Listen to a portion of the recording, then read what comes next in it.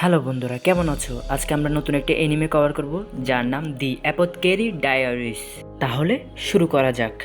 এপিসোডের শুরুতে আমাদেরকে একজন টিনেজ মেয়েকে দেখানো হয় যার নাম মাও মাও। তাকে তার বাবা বলে যে ওনার জন্য বাজার থেকে কিছু ওষুধপত্র নিয়ে আসার জন্য। তারপর মাও মাও বাজারে গিয়ে একটি হোটেলে ঢুকে। হোটেলটা হলো আসলে বন্ধুরা হিজড়াদের, যেখানে টাকার মাধ্যমে হিজড়া মেয়েদেরকে বুকিং করা হয়। মাও মাও সেখানে গিয়ে ড্রাগসের এক্সপেরিমেন্ট করা শুরু করে। তখন সেই হোটেলের অনার এসে বলে, তুমি উল্টা পুল্টা বারবার এক্সপেরিমেন্ট করিও না, এখানে এসে যদি তুমি চাও ওদের মতো এখানেও এসে তুমি ছেলেদের জন্য বুকিং নিতে পারো। সেটা শুনে মাও মাও সাথে সাথে পালিয়ে যায়। তারপর মাও মাও ঘরে যাওয়ার পথে তখন হঠাৎ করে কিছু অজানা লোক এসে মাও মাওকে কিডন্যাপ করে ফেলে। তারপর আমাদেরকে একটি বিশাল শহর দেখানো হয় যেখানে একটি মেয়ের ডেলিভারি হচ্ছিল। তখন সেখানে থাকা একজন লোক বলে, অভিনন্দন লেডি লিহুয়া, আপনার ছেলে হয়েছে। তারপরে 3 মাস পরে আমাদেরকে মাও মাওকে দেখানো হয়। মাও মাও মনে মনে বলে, আমাকে হয়তো কিডন্যাপাররা এখানে এসে বেঁচে দিয়েছে, কি জানি আমার বাবা এখানে কি করছে, কেমন করে থাকছে, কেমন করে খাচ্ছে। বন্ধুরা, এটি এমন একটি মহল যেটি বিশাল বড় জায়গা নিয়ে অবস্থিত এবং যেখানে কোনো ধরনের কোনো পুরুষ ছেলে আসতে পারবে না। এখানে শুধু থার্ড জেন্ডার মানে হিজড়ারাই প্রবেশ করতে পারবে এবং থাকতে পারবে। আর এখানে থাকা পূর্ণাঙ্গ মেয়েদের কাজ হলো রাজাদের বংশকে জন্ম দেওয়া। এই মহলে 2000 পূর্ণাঙ্গ মেয়ে এবং 1000-এর মতো হিজড়া মানে থার্ড জেন্ডার মেয়েরা বসবাস করে। এখানে পূর্ণাঙ্গ মেয়েদেরকে 3টি ভাগে ভাগ করানো হয়, যেমন হাই, লো, মিড, মিস্ট্রেস। আর এখানে থাকা হিজড়ারা শুধু সার্ভেন্ট হিসেবে কাজ করে, তাদের কোনো গুরুত্ব নেই এই মহলে। তাদের মধ্যে একজন হলো মাও মাও। তখন হঠাৎ একটি মেয়ে মাও মাওকে এসে জিজ্ঞাসা করে, মাও মাও তুমি কি বলতে পারবে এটা কোন রুম নাম্বারের কথা বলা হয়েছে? কারণ বন্ধুরা, এখানে প্রায় সার্ভেন্টই পড়ালেখা জানে না, এদেরকে শুধু এখানে নিয়ে এসে কাজ করানো হয় কাজের লোকদের মতো করে। তখন মাও মাও উত্তরে বলে এটি রুম নাম্বার 9-এর কথা বলেছে। আর বন্ধুরা, সার্ভেন্টদের মধ্যেও লো র্যাঙ্কিং মিস্ট্রেস হতে পারে যদি তাদের মধ্যে ফিগার মানে থাকে আর কি, বুঝতে তো পারছো।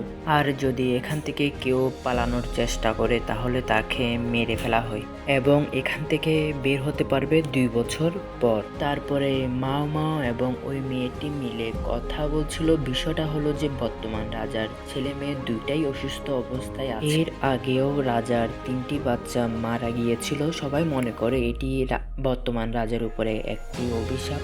বর্তমান রাজার 2টা মিস্ট্রেস, একটির নাম লেডি লিহুয়া এবং আরেকজনের নাম লেডি গিউকো। এদের মধ্যে যে ছেলে সন্তান জন্ম দিবে তিনি হবেন পরবর্তী রাজার রানী। এখানে কোনো বিয়ের নিয়ম কানুন নেই বন্ধুরা। ওই মেয়েটি মাও মাওকে আরও বলে যে যিনি ছেলে সন্তান জন্ম দিয়েছে মানে লেডি লিহুয়ার শরীরের অবস্থা এবং ওই বাচ্চাটার শরীরের অবস্থা খুবই খারাপ, এবং আরও বলে যে লেডি লিহুয়ার নাকি মাথা ব্যথা, পেট ব্যথা এবং গায়ের চামড়া নষ্ট হয়ে পড়ছে। সেই সব শুনে মাও মাও বুঝে যায় যে এসব কিছু ড্রাগসের কারণেই হচ্ছে। বন্ধুরা, এই মহলের মেয়েরা যে সকল ফেস পাউডারগুলো ব্যবহার করে সেগুলো এক প্রকারের ড্রাগস। তারা তাদের সৌন্দর্য বজায় রাখার জন্য তারা এই সকল ফেস পাউডারগুলো ব্যবহার করে, কিন্তু এই ফেস পাউডারগুলো ছোট বাচ্চাদের জন্য অনেক ক্ষতিকর। এখানকার বৈদ্য এবং অধিকাংশ মেয়েরাই এখানে অশিক্ষিত বলে এসব ব্যাপারে জানে না, যার কারণে রাজার পরপর 3টি বাচ্চার মৃত্যু ঘটে। সে বিষয়ে জ্ঞাত করানোর জন্য মাও মাও একটি কাপড়ে সে বিষয়টি লিখে লেডি লিহুয়ার যাওয়ার পথে রাখে, কিন্তু সে কাপড়টি লেডি লিহুয়া না নিয়ে মাটিতে ফেলে দেয়। আর এই কাপড়টি ভাগ্যক্রমে পেয়ে যায় এই মহলের রাজা, এবং তিনি গিয়ে সরাসরি এই বিষয়টি সম্পর্কে লেডি গিউকোকে জানান। লেডি গিউকো অবাক হয়ে বলে, আমরা এতদিন আমাদের বাচ্চারই মৃত্যুর কারণ ছিলাম, এই বিষয়টি সম্পর্কে কি রাজবৈদ্যরা জানে না? তিনি আরও বলেন, এই লেখাটি কে লিখেছে তার খোঁজ নেন শীঘ্রই মহারাজ। এর পরের দিন সকালে মন্ত্রী এসে সকল সার্ভেন্ট এবং মাও মাওকে বলে যে রাজা শীঘ্রই সকল সার্ভেন্টকে সার্ভেন্ট রুমে উপস্থিত থাকতে বলেছেন। সেটি শুনে মাও মাও এবং তার বান্ধবী অবাক হয়ে পড়ে। তারপরে তারা সকলে মিলে ওই সার্ভেন্ট রুমে যায়।